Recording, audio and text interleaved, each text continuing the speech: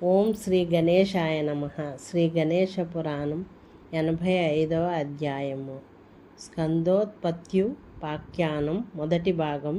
అలా ఆ శివపార్వతులు కైలాసానికి వృషభారూఢులై చేరుకున్న తర్వాత, ఓ వ్యాసమునీంద్ర, ఆ భిల్ల యువతి వేషంలో ఉన్న పార్వతి మదనతాపం చెందసాగింది. నీటిలోంచి ఒడ్డున పడిన చేపల తీవ్ర విరహ బాధకు లోనయింది.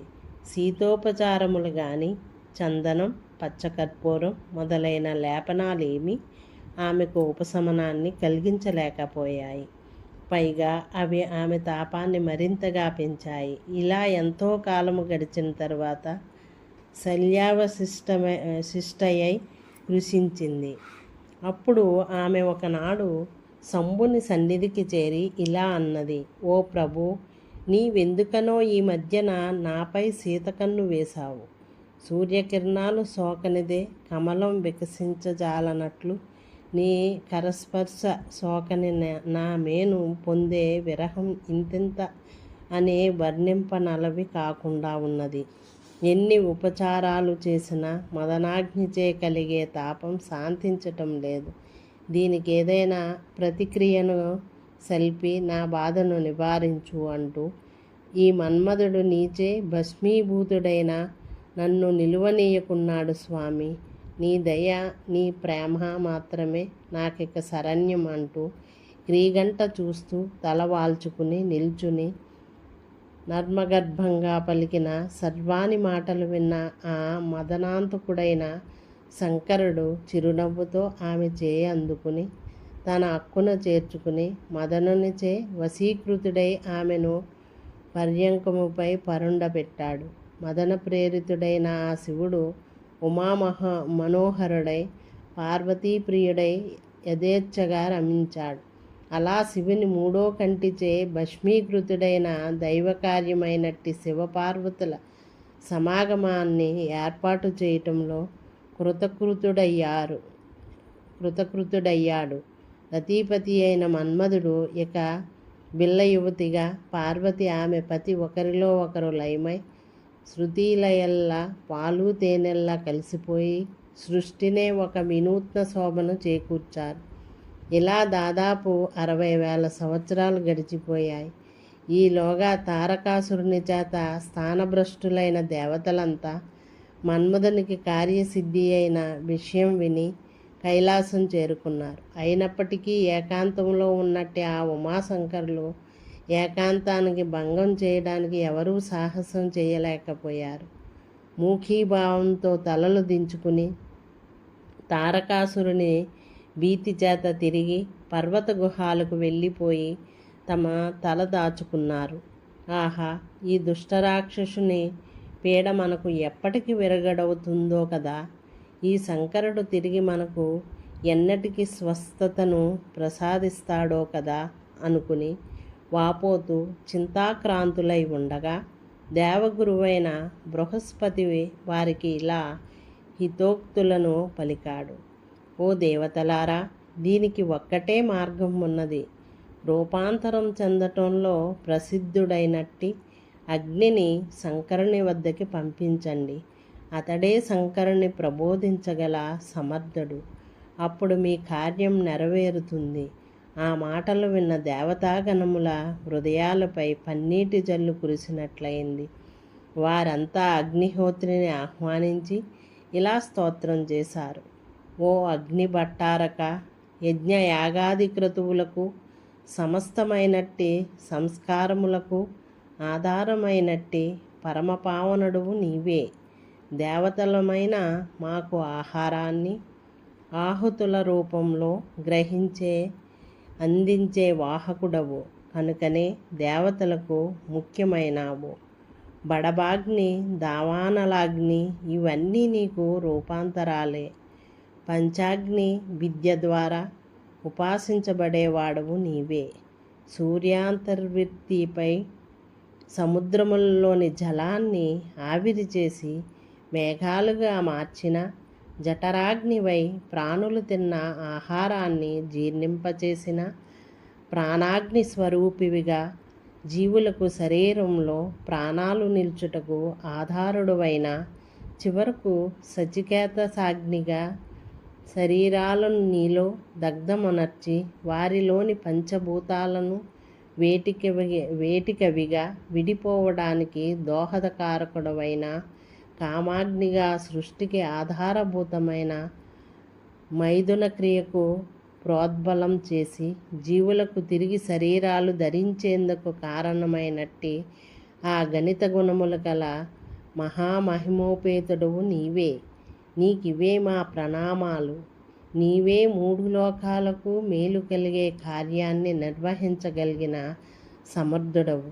ఈ తారకాసురుని బాధ మాకు విరగడ కావాలంటే శివుడు ఉమా పరిష్వంగం నుండి వెలుపలికి వచ్చేలా ప్రబోధించాలి. నీవు మారువేషంలో కైలాసానికి వెళ్ళి భిక్షను యాచించవలసింది.